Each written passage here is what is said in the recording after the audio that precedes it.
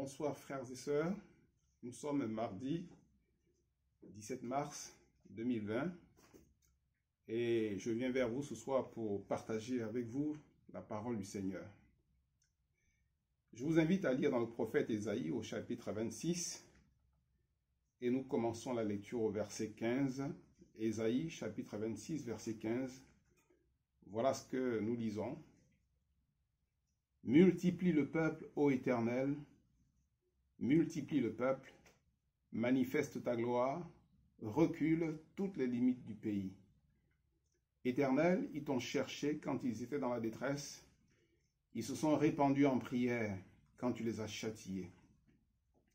Comme une femme enceinte sur le point d'accoucher se tord et crie au milieu de ses douleurs, ainsi avons-nous été loin de ta face, ô Éternel. Nous avons conçu, nous avons éprouvé des douleurs, et quand nous enfantons, ce n'est que du vent. Le pays n'est pas sauvé, et ses habitants ne sont pas venus à la vie. Que tes morts revivent, que mes cadavres se relèvent. Réveillez-vous et tressaillez de joie, habitants de la poussière, car ta rosée est une rosée vivifiante, et la terre redonnera le jour aux morts. Va, mon peuple, entre dans ta chambre et ferme la porte derrière toi. Cache-toi pour quelques instants jusqu'à ce que la colère soit passée.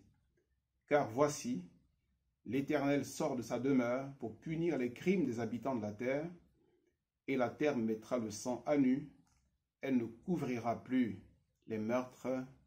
Amen. Nous sommes, à travers ce texte, me semble-t-il, dans un temps de confinement, et ce n'est pas le roi d'Israël qui signe ce décret de confinement. Nous savons que le prophète Ésaïe a exercé son ministère sous les règnes de 4 rois, Osias, Jotham, Akaz et Ézéchias. Mais ce n'est aucun de ces 4 rois qui ordonne au peuple d'aller fermer la porte, d'entrer dans les chambres jusqu'à ce que la colère soit passée. Mais c'est Dieu lui-même qui signe ce décret. C'est Dieu qui invite son peuple au confinement parce que l'heure est grave. Et pourquoi Dieu invite-t-il son peuple au confinement? Parce que, me semble-t-il, il y a un réel péril, une réelle menace qui pèse sur le peuple. Et quelle est la raison pour laquelle le Seigneur invite le peuple au confinement? C'est pour que le peuple puisse se tenir dans sa présence et prier afin de réclamer le secours d'en haut, car nous savons que le secours ne vient pas des hommes, mais le secours vient de l'Éternel qui a fait les cieux et la terre. Le jour où le Seigneur signe ce décret de confinement, il y a quelqu'un qui est là et qui appose aussi sa signature, c'est notre Seigneur Jésus-Christ.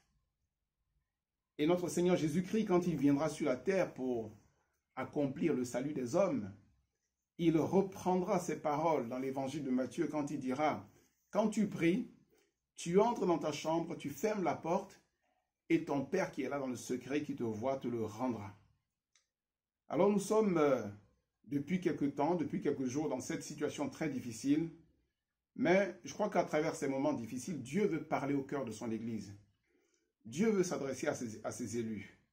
Revenons chez le prophète Ésaïe et voyons les raisons qui vont pousser Dieu à inviter le peuple au confinement, à inviter le peuple à prendre du temps, à mettre du temps à part pour le rencontrer. Le Seigneur dira, du moins le prophète écrira ceci au verset 19, « Que tes morts revivent, que mes cadavres se relèvent. » Dieu veut que les morts revivent. Dieu veut que les cadavres se relèvent. Dieu veut que son peuple retrouve la vie. Le Seigneur Jésus a dit en ce qui concerne ses brebis, il dira, « Je leur donne la vie, et alors elles seront dans l'abondance. » Mais qu'en est-il réellement aujourd'hui du peuple de Dieu? Possède-t-il la vie véritable? Est-il capable de communiquer cette vie à ce monde? Son message a-t-il le pouvoir libérateur qu'avait le message de nos pères? Alors Dieu invite son peuple à la prière. Dieu invite son peuple à la prière parce que remarquez avec moi que dans ce passage, le Seigneur va quand même au passage égratigner son peuple en lui faisant quelques reproches. Le Seigneur fera comprendre que le peuple s'est éloigné de lui. Ésaïe dira, nous avons été loin de ta face.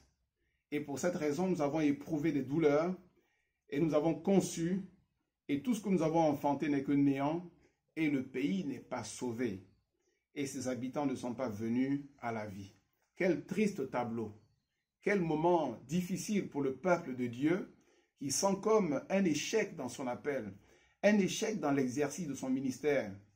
Alors le Seigneur l'appelle en disant, va mon peuple, entre dans ta chambre. Et le peuple est parti. Le peuple est entré dans les chambres. Le Seigneur m'a conduit en esprit. Il m'a dit, viens et je te ferai voir comment ce peuple d'Israël se confine et comment ce peuple d'Israël se met à chercher ma face. Le Seigneur m'a dit, viens mon enfant, je vais t'amener avec moi en esprit.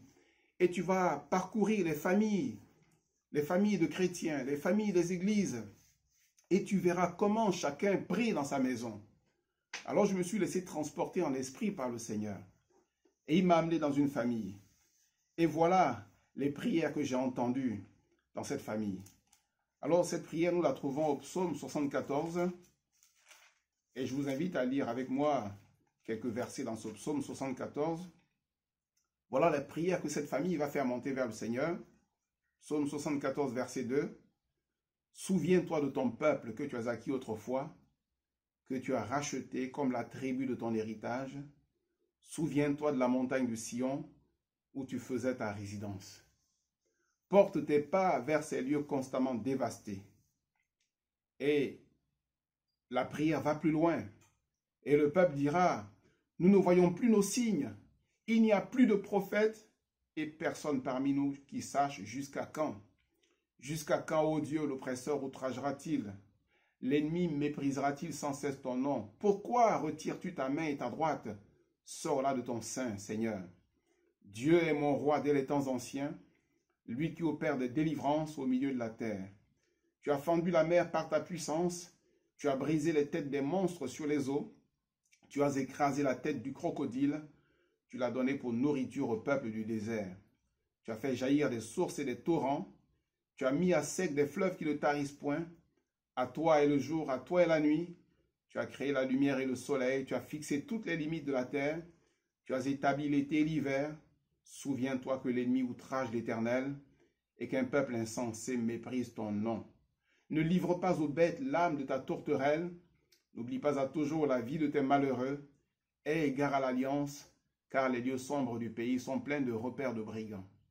Que l'opprimé ne retourne pas confus, que le malheureux et le pauvre célèbrent ton nom. Lève-toi, ô Dieu, défends ta cause. Souviens-toi des outrages que te fait chaque jour l'insensé. N'oublie pas les clameurs de tes adversaires, le tumulte sans cesse croissant de ceux qui s'élèvent contre toi. Amen. J'ai entendu les prières de cette famille. Seigneur, porte tes pas vers ces lieux constamment dévastés. L'Église qui invite le Seigneur à revenir en son sein, à prendre toute sa place. L'Église qui invite le Saint-Esprit à régner en maître dans l'assemblée des croyants. L'Église qui demande que Jésus-Christ soit au centre et que toutes les choses que l'humain pourrait avoir ajoutées comme pour agrémenter la communion, que toutes ces choses cèdent la place au roi de gloire. Et alors s'accomplira cette prière de David, porte, élevez vos linteaux, et que le roi de gloire fasse son entrée. Le Seigneur m'a fait aller en esprit dans une autre famille et j'ai entendu cette prière au psaume 44 et nous lisons à partir du verset 23, psaume 44 verset 23. Seigneur, c'est à cause de toi qu'on nous égorge tous les jours, qu'on nous regarde comme des brebis destinées à la boucherie. Réveille-toi, pourquoi dors-tu, Seigneur? Réveille-toi, ne nous repousse pas à jamais. Pourquoi caches-tu ta face? Pourquoi oublies-tu notre misère et notre oppression? Car notre âme est abattue dans la poussière, notre corps est attaché à la terre. Lève-toi pour nous secourir, délivre-nous à cause de ta bonté. J'ai vu cette famille reconnaissante pour la bonté du Seigneur, cette famille qui désire le retour de Dieu, cette famille qui réveille le Seigneur comme les disciples ont réveillé Jésus dans la barque. Seigneur, ne t'inquiètes-tu pas de ce que nous périssons? Et alors le Seigneur se lève et il dira à la mer, silence, tais-toi. Et ici, Le peuple prie parce que son âme est comme abattue dans la poussière. Le peuple ne peut se satisfaire de peu, mais le peuple veut voir la gloire de Dieu. Alors il est là, il secoue le trône de la grâce, il remue le ciel, il s'approche avec assurance du trône de la grâce et Dieu répond à sa prière parce que sa prière n'est fondée que sur une chose, sur la bonté de notre cher Sauveur. Le Seigneur m'a amené dans une autre famille et là j'ai vu un homme à genoux et nous lisons la prière de cet homme dans le livre des Lamentations au chapitre 5 et au verset 19. Toi, Éternel, tu règnes à jamais, ton trône subsiste de génération en génération. Pourquoi nous oublierais-tu pour toujours? Nous abandonnerais-tu pour de longues années? Et là, je vois cette prière qui est aujourd'hui la nôtre, celle de l'Église. Fais-nous revenir vers toi, ô Éternel, et nous reviendrons. Donne-nous encore des jours comme ceux d'autrefois. Nous aurais-tu entièrement rejetés et t'irriterais-tu contre nous jusqu'à l'excès, Seigneur? Fais-nous revenir vers toi, ô Éternel, et nous reviendrons, et donne-nous encore des jours comme ceux d'autrefois. Et cette famille priait de cette manière-là, comme le prophète Jérémie a fait cette prière. Seigneur, fais-nous revenir, que nous puissions tout à nouveau nous affectionner aux choses d'en haut, là où Christ est assis à la droite de Dieu. Oui, parce que nous avons été rachetés à un grand prix. Et notre espérance n'est pas pour ici-bas, mais nous voulons porter nos regards vers le ciel et attendre le retour merveilleux de notre Seigneur bien-aimé, à qui nous voulons donner toute la gloire. J'ai entendu encore un autre homme, une autre famille qui priait. Nous lisons dans le livre du prophète Joël, le prophète Joël au chapitre 2, une prière poignante, une prière qui touche le cœur du Seigneur. Voilà cette prière, Joël chapitre 2 et le verset 17. Qu'entre le portique et l'autel pleurent les sacrificateurs serviteurs de l'Éternel, et qu'ils disent, voilà la prière que Dieu veut que nous lui adressions dans cette période difficile, et qu'ils disent, Éternel, épargne ton peuple, ne livre pas ton héritage à l'opprobre, aux railleries des nations. Pourquoi dirait-on parmi les peuples, où est leur Dieu? Pourquoi aujourd'hui le monde dirait, où est leur Dieu? Notre Dieu n'est-il pas au contrôle de toutes les situations? Notre Dieu n'est-il pas celui qui a l'autorité sur tous les fléaux? Notre Dieu n'est-il pas le créateur du ciel et de la terre? Et pourquoi les nations diraient-elles, pourquoi dirait-on parmi les peuples, où est leur Dieu? Oui, on entend ici et là. On entend ici et là cette même question, où est leur Dieu? Pourquoi leur Dieu permet-il ceci ou cela? Où est leur Dieu? Mais nous voulons revenir vers le Seigneur. Nous voulons retrouver l'intimité du Père. Et là, dans cette communion intime, connaître le cœur de notre Père et aller en tout lieu, répandant la bonne odeur de Christ. Et certes, nous serons pour certains une odeur de mort donnant la mort, mais pour plusieurs, par la grâce de Dieu, nous serons une odeur de vie donnant la vie. Le Seigneur m'a permis d'entendre enfin cette prière dans le deuxième livre des Chroniques au chapitre 20. Et c'est une prière aussi que aujourd'hui nous sommes appelés à faire monter vers le Seigneur. Deuxième livre des Chroniques, chapitre 20 et le verset 12. C'est Josaphat qui se présente avec le peuple et il dira, « Ô notre Dieu, n'exerceras-tu pas tes jugements sur eux? Car nous sommes sans force devant cette multitude nombreuse qui s'avance contre nous et nous ne savons que faire. » Nous ne savons que faire, nous aussi. Nous ne savons que faire. Nous n'avons pas la connaissance des temps et des circonstances. Nous sommes désemparés devant les besoins sans cesse croissants de ce monde. Même l'Église est complètement désemparée devant des situations difficiles. Et Josaphat confesse avec son peuple, le peuple d'Israël, « Nous ne savons que faire, mais ajoutera-t-il, mais nos yeux sont sur toi. » Qu'y a-t-il de mieux aujourd'hui pour nous que de porter encore nos regards sur Christ? N'avons-nous pas reçu cet encouragement à continuer à courir dans la carrière qui nous a été ouverte en ayant les regards fixés sur Jésus-Christ, le chef est le consommateur de la foi, ou en d'autres termes, celui qui suscite la foi, qui augmente la foi. Cette foi qui va renverser les montagnes, cette foi qui va toucher les cœurs, cette foi qui va nous amener à proclamer un message puissant, qui suscite la foi et qui mène notre foi à la perfection, afin que par notre foi, nous puissions voir l'accomplissement des desseins de notre cher Sauveur. Dieu appelle son peuple au confinement et le peuple a répondu massivement à l'appel du Seigneur. Le peuple s'est répandu en prière. Le peuple s'est retrouvé dans une grande détresse et il s'est répandu en prière et Dieu a honoré la prière de son peuple. Aujourd'hui, au XXIe siècle, Dieu peut-il adresser le même appel à son peuple? Devons-nous regarder ce que nous vivons aujourd'hui comme une œuvre du diable? Devons-nous regarder cela comme les prémices d'un temps de persécution dirigé contre l'Église? Devons-nous regarder ces choses comme étant une manipulation des hommes pour empêcher l'Église d'accomplir son sacerdoce? Ou devons-nous au contraire croire que c'est Dieu qui appelle son peuple comme il a appelé son peuple d'autrefois? J'aimerais, pour terminer ce moment, simplement considérer deux situations dans lesquelles le peuple s'est retrouvé aussi en grande difficulté. Et nous voyons que la prière de la foi va triompher. D'abord, j'aimerais rappeler ce qui s'est passé au temps de Daniel à Babylone. Là, il y a eu un temps de confinement, mais qui a été comme forcé. Le roi Nebuchadnezzar a eu un songe et il a oublié le songe et il a demandé à tous les sages, à tous les magiciens de Babylone de venir dans la cour royale et il leur a demandé de lui dire le songe. Mais personne n'a été capable de révéler ce secret et rempli de colère, il a ordonné la mise à mort de tous les sages. Et la Bible déclare ceci, qu'on cherchait les sages de Babylone pour les faire mourir. Et par la même occasion, on cherchait aussi Daniel et ses compagnons, puisqu'ils en faisaient partie.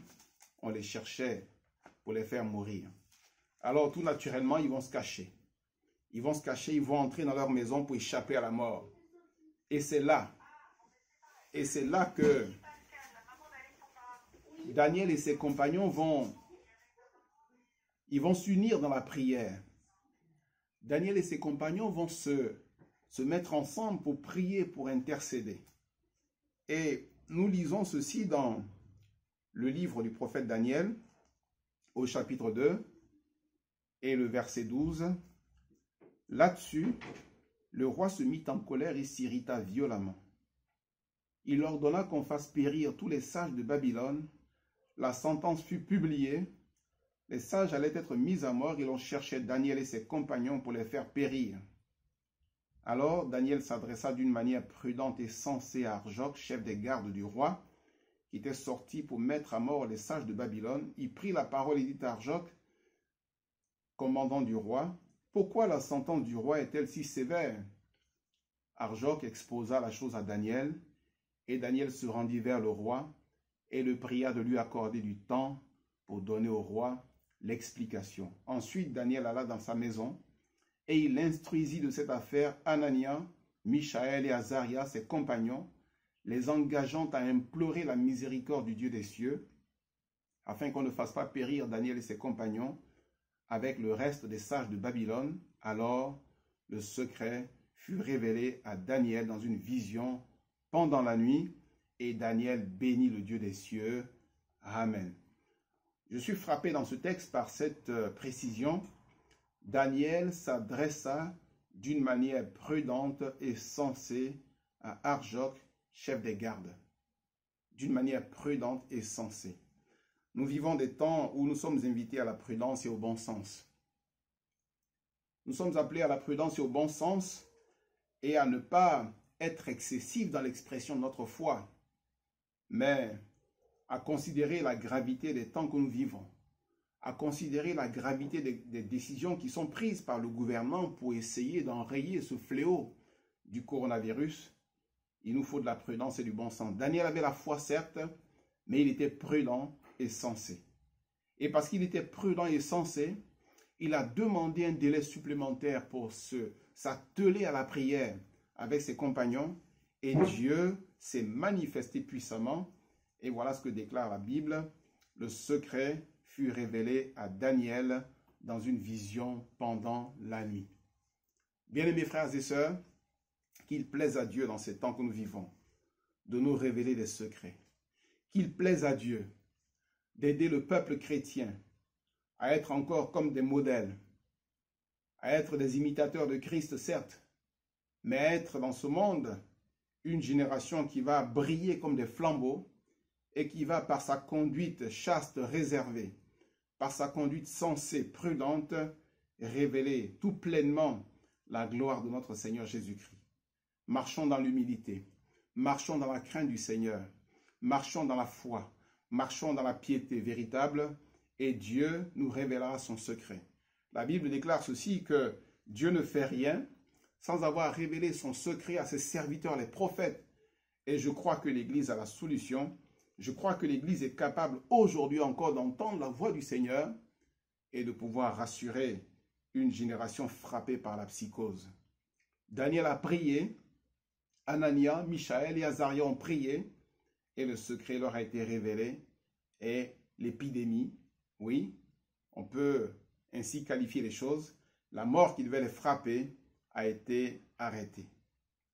En ce qui nous concerne aujourd'hui, j'ai pensé à un texte qui pourrait peut-être nous intéresser.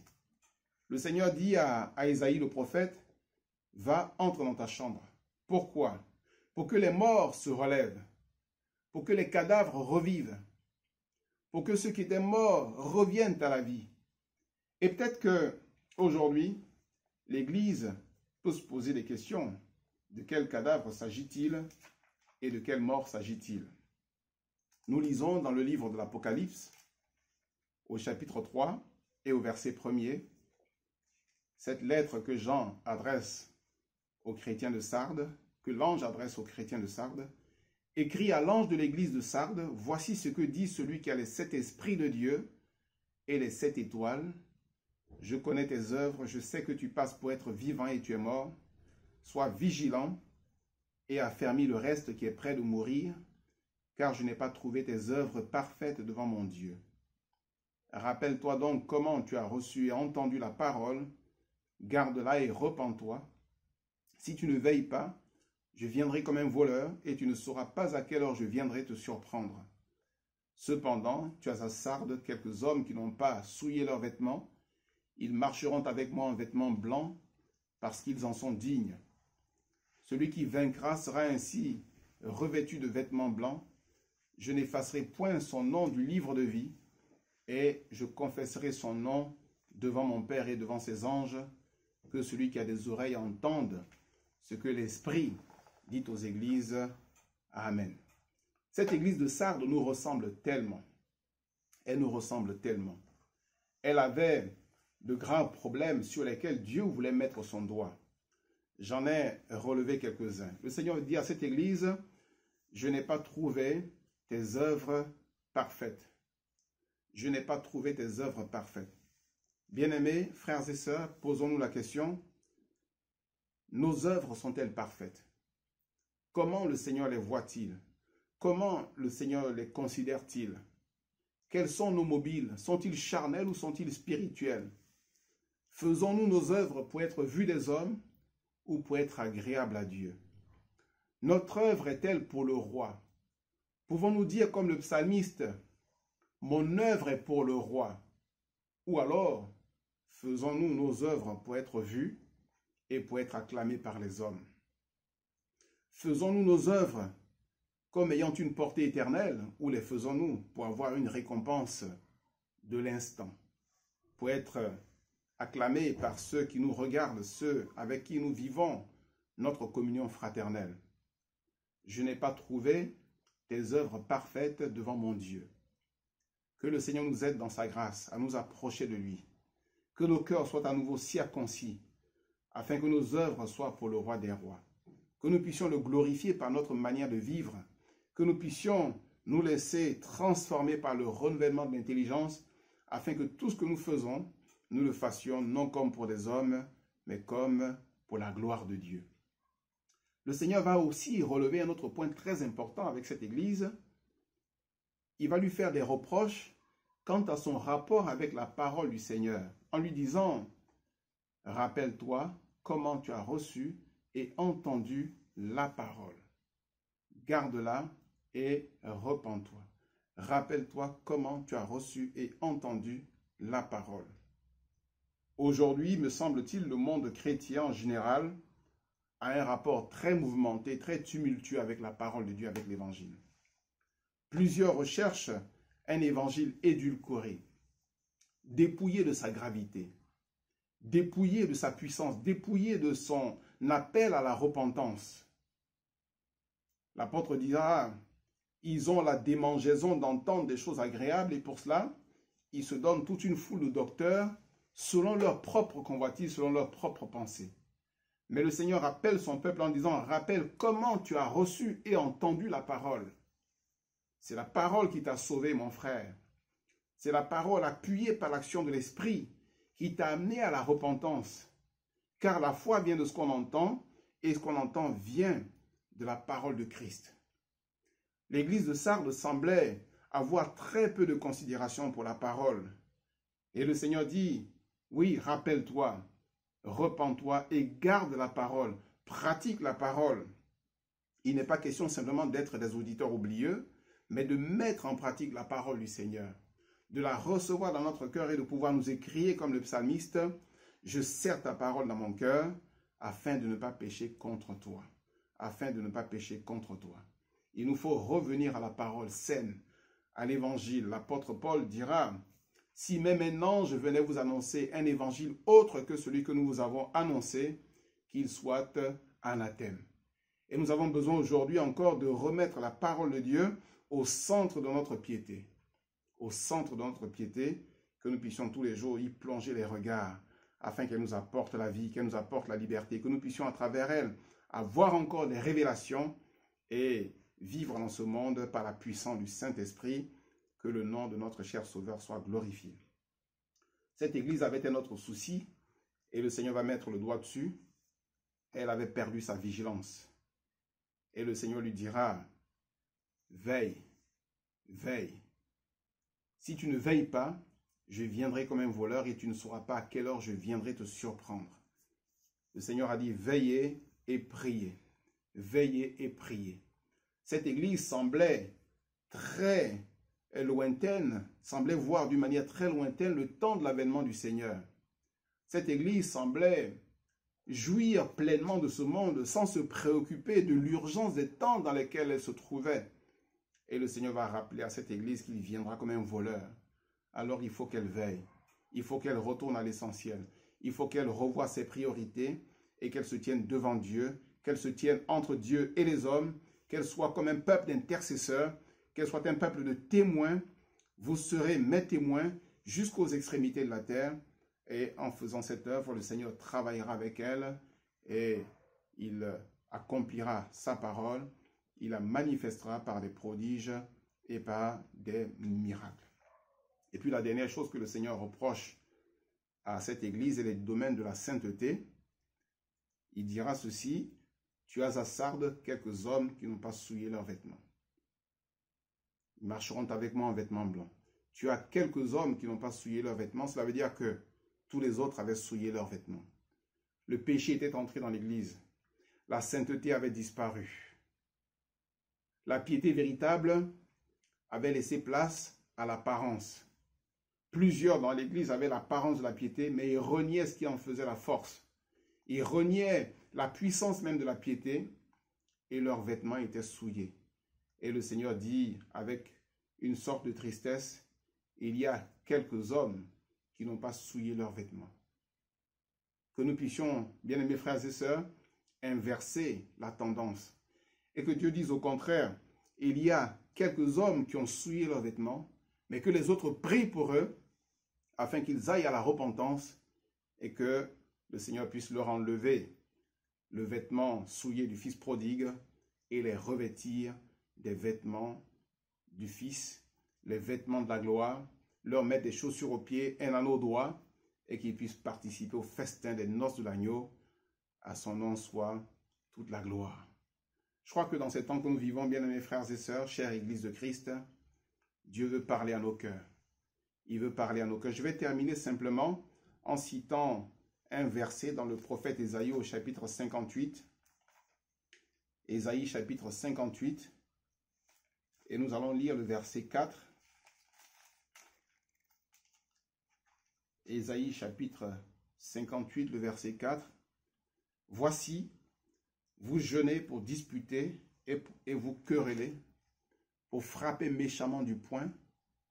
Vous ne jeûnez pas comme le veut ce jour, pour que votre voix soit entendue en haut. » Je passe sur les aspects négatifs de ce verset et je souligne simplement cette dernière parole pour que votre voix soit entendue en haut. Pour que votre voix résonne jusque dans le ciel et parvienne devant le trône de la grâce. Dieu nous a donné ce privilège d'être là, dans nos maisons, de pouvoir prier en famille, de pouvoir faire entendre notre voix en haut. Alors approchons-nous de lui dans la foi. Approchons-nous de lui avec assurance. Venons vers notre Père, qui nous accueille les bras grands ouverts. L'Église est victorieuse, elle triomphe quand elle marche dans la foi. En ce mardi soir, peuple de Dieu, prions de tout notre cœur le Seigneur. Prions pour notre pays. Prions pour le personnel hospitalier. Prions pour ces hommes, ces femmes qui, jour après jour, luttent contre le coronavirus. Prions pour toutes ces personnes aussi qui ont été touchées et qui sont sur un lit d'hôpital.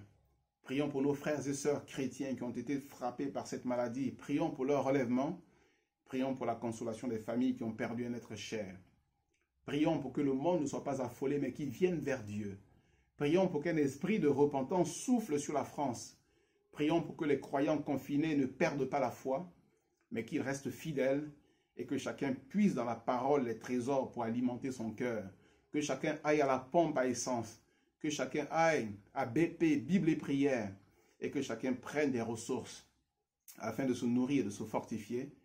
Et lorsque nous allons nous retrouver, qu'il y ait des explosions de joie et de louange au milieu du peuple du Seigneur et que Dieu nous ait accordé des dons divers afin que son œuvre soit encore plus belle, que Dieu nous bénisse et que dans cette soirée de prière, il rende encore son Église victorieuse et triomphante. Amen. Que Dieu vous bénisse. En Dieu nous croyons, confiance en